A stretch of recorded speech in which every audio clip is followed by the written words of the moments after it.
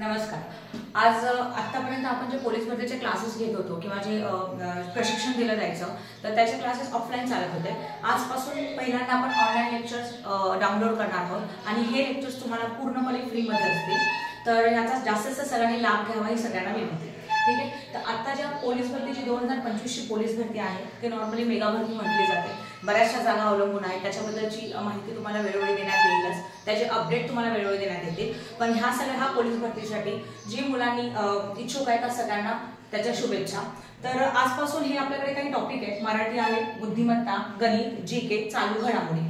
ह्यातले topic मध्ये जे important topic आहे जे तुम्हाला लेखी एक्झामसाठी महत्त्वाचे असतील ते सगळे पूर्णपणे आपण कव्हर करण्याचा प्रयत्न करू। ओके, तर आज आपण सुरू करणार आहोत गणितामधला एक महत्त्वाचा टॉपिक जो तुमच्या त्याचे क्वेश्चन्स किंवा त्याचे आपण म्हणू शकतो की प्रश्न पेपरमध्ये येतातच येतात। तर त्याच्यामधला हस्तांदोलन हा टॉपिक आपण आज स्टार्ट करत आहोत।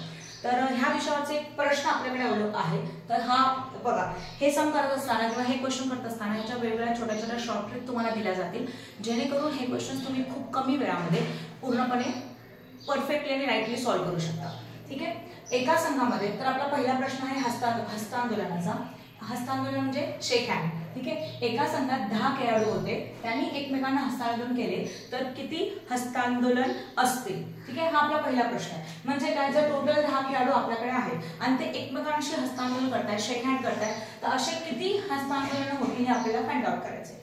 तर हा सम सॉल्व्ह करण्याची ट्रिक काय आहे की किती खेळाडू आहेत आपल्याकडे, 10 खेळाडू आहेत, तर 10 खेळाडूची संख्या त्याच्या आधीचा नंबर म्हणजे किती, 9, बरोबर आहे, आणि त्याला भागिले 2 ही ट्रिक तुम्ही अवलंबून करू शकता। त्याच्यामध्ये 10 × 9 10 × 9 म्हणजे 90 भागिले 2, बरोबर आहे। किंवा ह्याला आपण असेही सॉल्व्ह करू शकतो, बे के बे, बे पंची 10, नंतर 9 × 5 म्हणजे 9 पाची 45। तर आपण असं म्हणू शकतो की 10 खेळाडूंनी जर एकमेकांना हस्तांदोलन केले तर होणारे हस्तांदोलन किती असतील, 45। ते झालं तुमचं आन्सर, उत्तर। ओके, तर आपला पहिला प्रश्न झालाच आहे। त्याच प्रकारचा आपण दुसरा प्रश्न घेऊया। एका संघामध्ये 14 खेळाडू होते, त्यांनी एकमेकांना हस्तांदोलन केले तर एकूण किती हस्तांदोलन होते हे आपल्याला बघायचं आहे। तर आपण जे ट्रिक सांगितली त्याप्रमाणे आपल्याकडे किती खेळाडू आहेत, 14 खेळाडू आहेत। त्याच्या आधीचा नंबर घेतला तर किती खेळाडू होतील, 30, बरोबर आहे। 13 भागिले 2, मग बे 7 14, त्याच्यानंतर 7 × 13। ठीक आहे, 13 × 7 7 × 21, हातचा आला 2, 7 × 7 7 आणि 2 9, म्हणजे उत्तर किती आले, 91। तर आपल्याकडे टोटल किती हस्तांदोलन होते, 91 हस्तांदोलन केले जाते जर आपल्याकडे 14 खेळाडूंनी हस्तांदोलन केले तर। बरं, तर आपण आता प्रकार दुसरा बघत आहोत। पहिल्या प्रकारामध्ये आपल्याला खेळाडूंची संख्या दिली होती आणि त्यांनी एकमेकांशी जर हस्तांदोलन केले तर किती हस्तांदोलन होती ह्याचं उत्तर आपण काढले। आता ह्या प्रकारामध्ये एका स्पर्धेमध्ये काही खेळाडू होते, काही म्हणजे आपल्याला खेळाडूंची संख्या माहित नाही, ती दिलेली नाही। ओके, त्यांनी एकमेकांना हस्तांदोलन केले आणि त्यावेळी हस्तांदोलनाची संख्या 66 होती। तर इथे आपल्याला काय दिलेलं आहे, एकमेकांनी किती काहीतरी खेळाडू होते, त्यांनी जर एकमेकांना हस्तांदोलन केले तर त्यांची संख्या 66 झाली। म्हणजे आता आपल्याला या क्वेश्चन मध्ये काय, प्रश्नामध्ये काय दिलेलं आहे, हस्तांदोलनाची संख्या दिलेली आहे ती आहे 66। तर एकूण खेळाडू किती, म्हणजे आपल्याला कशाचं उत्तर काढायचं आहे, आपल्याला खेळाडूंची संख्या काढायची आहे। तर ह्यामध्ये आपण काय करणार आहोत, ह्यामध्ये आपल्याला कोणती ट्रिक अप्लाय करायची आहे, किती नंबर किती हस्तांदोलन आहे, 66। ह्याची तुम्ही कराल दुप्पट, म्हणजे किती, 66 × 2, म्हणून 66 × 2, 6 × 12, 2 हातचा आहे, 6 × 12 आणि 1 13, म्हणजे झाले 132। तर आपल्या ह्याचं जे उत्तर आलं ते 132 आलं दुप्पट केल्यामुळे। आता 132च्या पुढची पूर्ण वर्ग असलेली संख्या शोधायची। तर 132च्या पुढची पूर्ण वर्ग संख्या आपल्याकडे आहे 144, बरोबर आहे। आणि ह्या 144चा आपल्याला शोधायचा आहे वर्गमूळ। तर 144चा वर्गमूळ कोणता आहे, 12, म्हणजे आपल्याकडे किती खेळाडू होते, पूर्ण 12 खेळाडू आपल्याकडे आहेत। ठीक आहे, तर आपण जर बघूया की याचं उत्तर आपलं बरोबर आहे की नाही, याचा पडताळा करून जर बघायचं असेल, व्हेरिफिकेशन जर करायचं असेल तर कसं करणार आहे, आपल्याकडे टोटल 12 खेळाडू आहेत। आपण जेव्हा सॉल्व्ह करतो किंवा उत्तर प्रश्न सोडवतो तेव्हा आपण त्याचे पहिला नंबर घेतो म्हणजे 11 आणि भागिले 2, बेस अंक 12, 11 × 6 म्हणजे 66।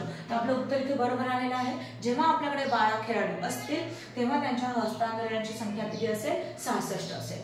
तर तुम्हाला हा ट्रिक व्यवस्थित समजली असेल। जेवढे हस्तांतरण आहेत त्याची करा दुप्पट, दुप्पट झाली 132, 132च्या पुढची कोणती, पुढची आपल्याला शोधायची आहे पूर्ण वर्ग संख्या, बरोबर आहे। ही झाली आपली पूर्ण वर्ग संख्या आणि ही जी पूर्ण वर्ग संख्या आहे त्याचं काढायचं वर्गमूळ, वर्गमूळ आहे 12, म्हणजे आपल्याकडे असलेल्या खेळाडूंची संख्या किती झाली, 12। तर आतापर्यंत आपण हस्तांतरणाचे 2 प्रकार बघितले, तर त्या प्रकारांमधल्या थोड्याशा सिमिलर म्हणजे सेम पद्धतीने आपण त्रिकोणी संख्या काढू शकतो। तर आता आपण त्रिकोणी संख्याचा एक प्रकार घेत आहोत। तर आपल्याकडे काय प्रश्न आहे, 9 पाया असलेली त्रिकोणी संख्या कोणती, म्हणजे ज्या संख्येचा पाया 9 आहे त्याची त्रिकोणी संख्या कोणती। तर आपण हे कसं काढणार आहे, तर 9 दिलेला आपल्याकडे असलेला नंबर अंक, त्याच्या पुढचा अंक घ्यायचा तो म्हणजे 10। हस्तांतरणाचा प्रश्न करत असताना जेवढे आपल्याकडे खेळाडू अवेलेबल होते म्हणजे दिलेले होते क्वेश्चन मध्ये, त्याचा आपल्याला आधीचा नंबर घ्यायचा होता आणि मग भागिले 2, म्हणजे हस्तांदोलन करताना हे करायचं होतं आपल्याला, बरोबर।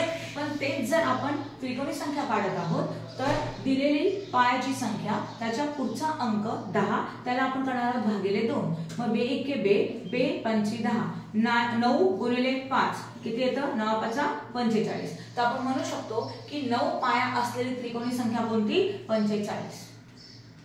बरं, आता आपण गणिताचे 2-3 प्रकार बघितले।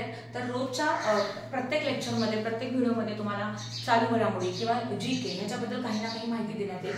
तर आजच्या ह्या व्हिडिओमध्ये जे चालू घडामोडी आहे त्याच्यामध्ये आपण म्हणू शकतो की महाराष्ट्रामध्ये 13वे पोलीस आयुक्तालय नांदेड शहरात होणार आहे।